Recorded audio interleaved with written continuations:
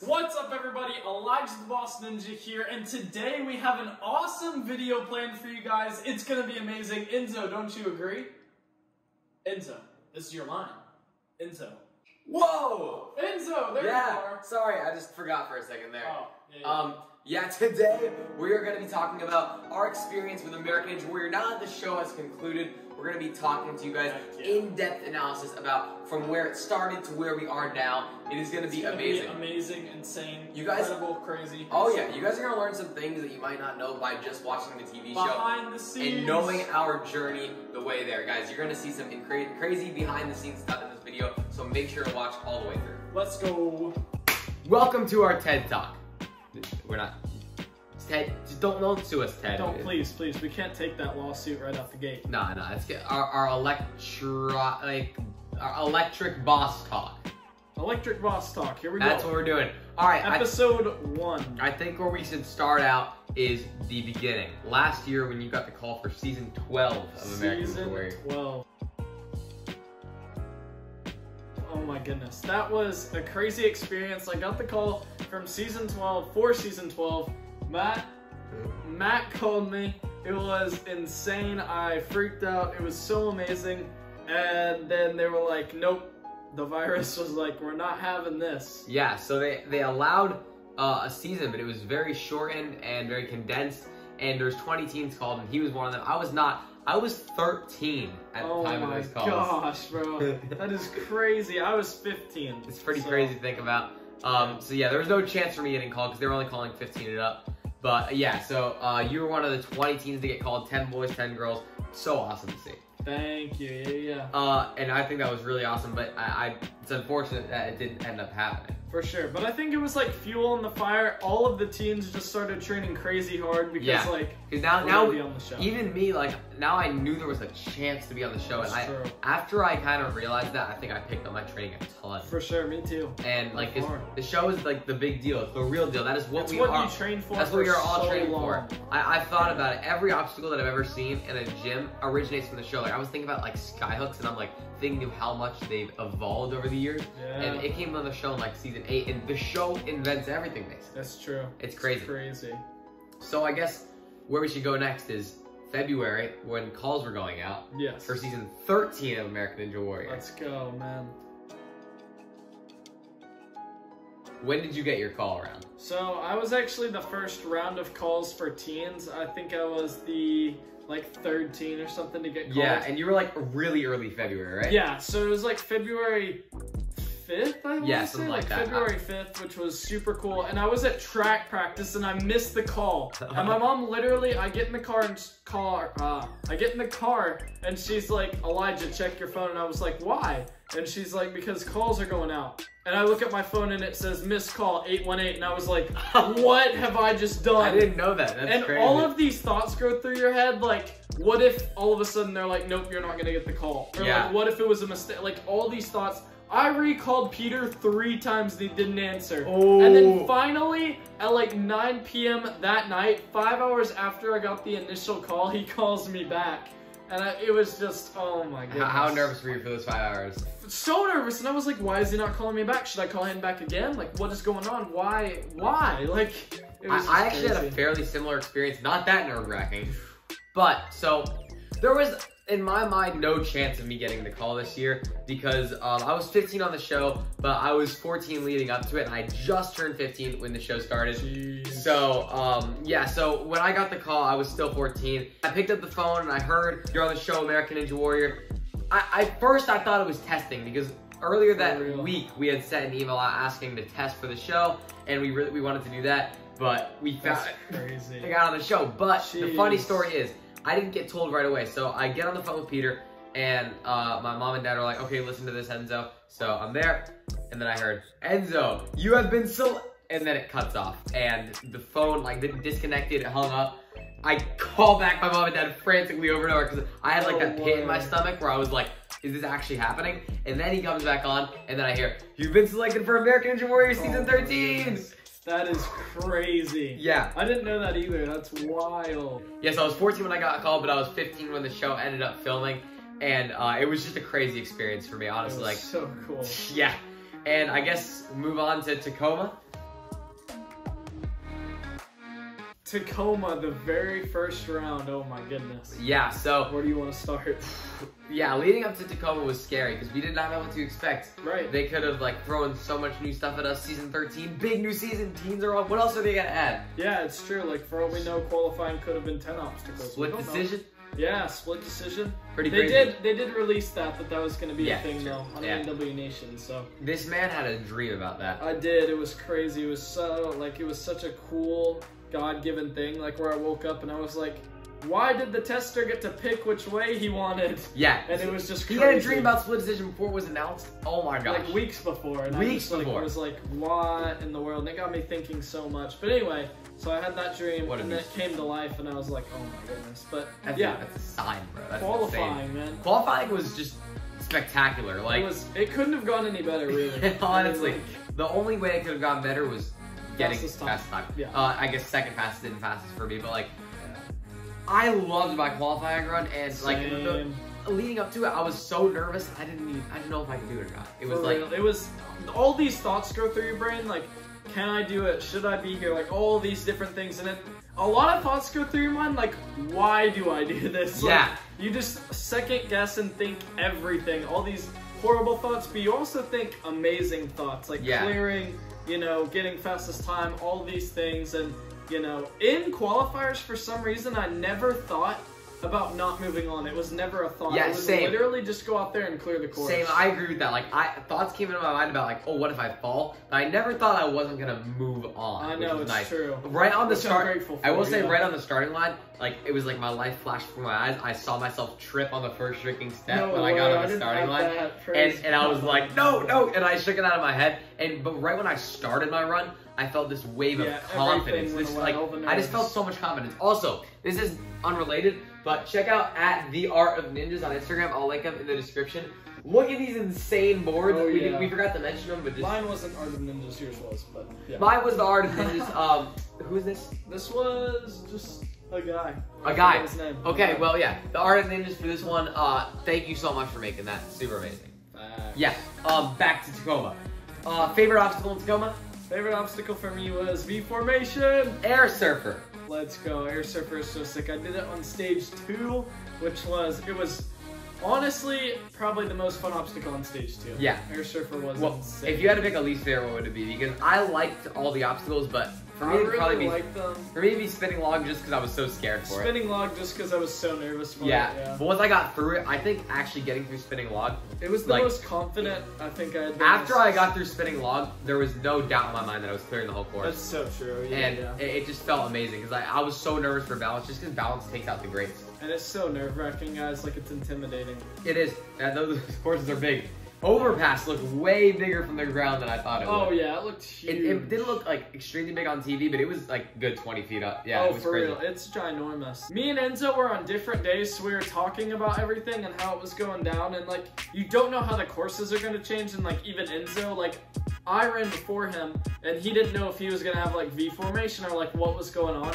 And so we were just talking about like the strategies and everything. Yeah, it's crazy. Like, you don't know what obstacles are gonna be there until you get there. Like air surfer that day. When I saw, until you get there that day, not until you get into Tacoma. It's until you get into the like arena that it was filmed in this time. Yeah. And when I saw air surfer being demoed, I was like, this is a qualifying obstacle. I know, it's crazy. I'm sure that's probably how you kind of felt on V formation too, because that's harder than most qualifying obstacles. In a way, yeah. I was like, wow. Yeah, it's crazy. But again, there was no doubt in my mind that I could clear it. Yeah, of course. It was just like going out there and actually doing it. Yeah, and you're not only at 5 clears. I know. Crazy. So crazy to say. This man the beast. Thank you. After Tacoma, it was so awesome because like getting the 3rd fastest time in that field, and I'm sure same for you getting 2nd fastest in that field, was such a huge confidence booster for me. Like, it felt amazing. Yeah, so grateful. Yeah, and I ended up being the fastest rookie on my night too, which felt like really awesome. Let's go.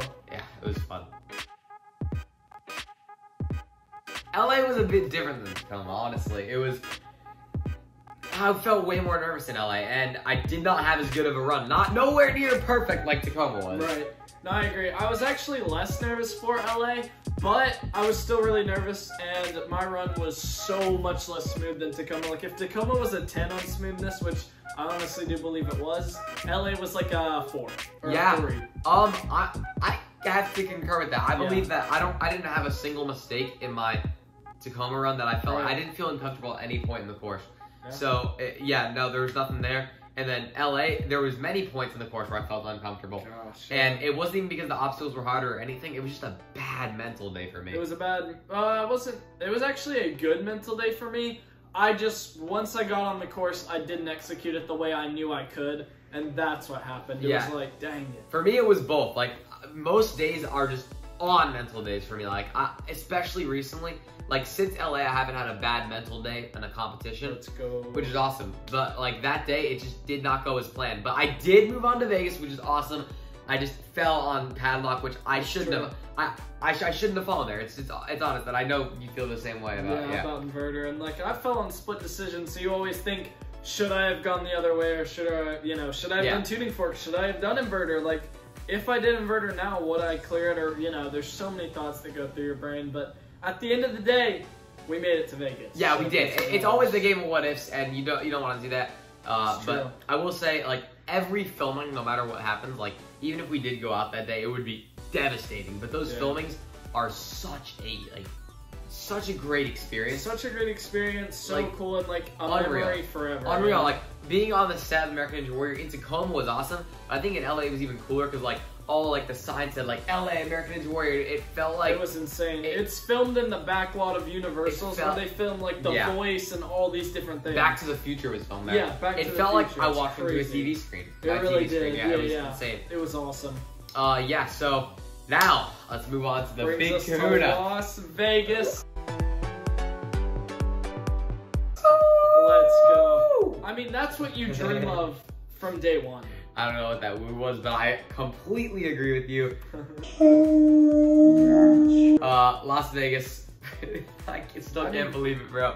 It doesn't even feel real, even though it filmed in May, and it's already aired and everything. Yeah, it's crazy. Yeah, you just saw the final episode a little bit ago. Not exactly sure when this video is gonna go out, but yeah, seeing it now after doing all of it is such like a gratifying thing. Oh, it's insane. Yeah. Just killed a mosquito. That's cool. Oh, nice. And I did go down on stage 2, and you did as well. I went down on V formation. He I went down on the very last crab of stage 2, but I did end up placing 9th out of the entire season, which is awesome. Enzo.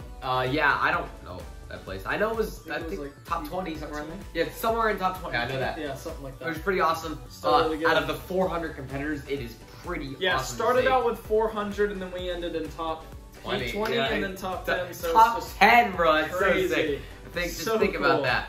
And I guess we can talk about stage 1 first. I mean, stage 1, my stage 1 run, I know you guys saw it and it was close, but I never felt like I was going to timeout. I never felt like I was going to fall. There was a couple close calls, but in my mind, on the course, I felt so calm that I never for 1 second doubted that I was going to clear, and that was such a great feeling. I 100% agree. My run felt so smooth and so good, and I just knew that my pace was good, and like, I just knew I was going to clear, honestly. When I was on the course, like, I was like, the plan's going perfect. The plan's going perfect. The plan's going perfect. So I never was nervous once. Right, yeah. That's amazing. That's so smart. Even when I fell entire run, I remember thinking of my plan, like, I'm going to sprint it, and if I feel myself falling, fall into the tire. And then it happens. Boom. So yeah, that's there you crazy. go. It's just like everything worked to a part of my plan. Everything. So it felt great. And that's honestly, the hardest part about Ninja is when it doesn't work to your plan. And I think that's what went wrong for LA with me. LA semis. That's the thing. But, nothing went to my plan in semis. Yeah. Like basically. But then everything goes to plan on stage 1. Oh yeah. And honestly, for me, stage 2 as well.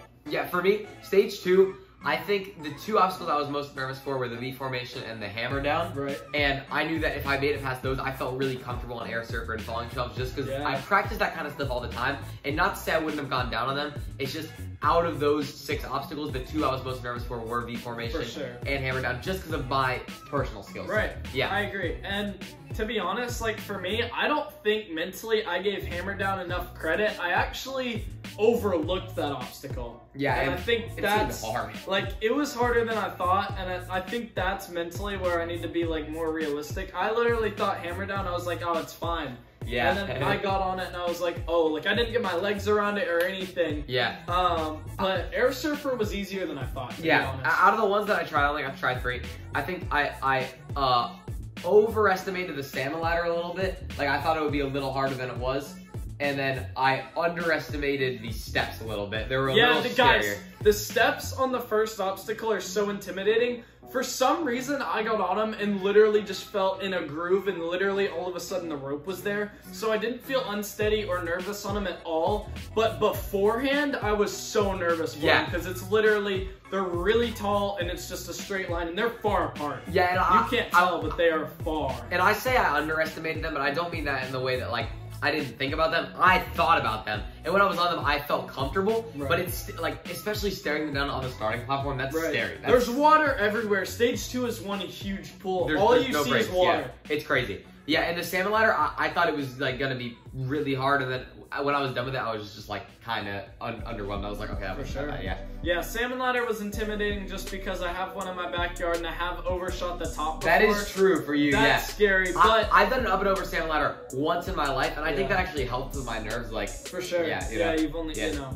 So that was a little nerve-wracking, but got through it, and I was super happy. I breathed a sigh of relief. V formation, I had already done that, and I knew my plan going into it. So back to the salmon ladder, I would honestly say the one on the show was easier than your backyard, because your backyard's cradle is a little smaller. They're really small in my backyard, and I'm probably gonna make them a little smaller, to be honest. That's smart. Yeah, you should do it. Yeah.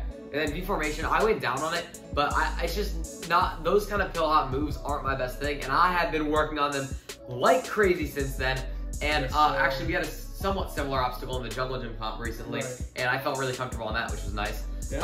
So, but I did go down on it, and it's just because I hit it a little bit, it flew up, I missed a hand, and it's definitely disappointing, but it's not like, I'm not proud of myself. It's stage 2. It's stage 2. I made stage 2 of my rookie season. I'm proud of that. Yeah. Insane for sure. So overall, the entire American Ninja Warrior season 13 experience was insane. Amazing. So incredible. No complaints. I can't believe it. Oh my gosh. I know. It's incredible, guys. Think about where you were 1 year ago from today, being upset because you weren't able to be on American Ninja Warrior season 12, and now think about where you are today. This time last year, I was not competing the way I wanted to and stuff. So this year's just been amazing. It is. Really grateful for it. I think about where I was like last year when calls were going out for season 12, not even fathoming that this would be an option for me for at least 5 years, and now having it all air already, that's incredible. All compete, and now looking this kid's the youngest to hit a buzzer on the show ever.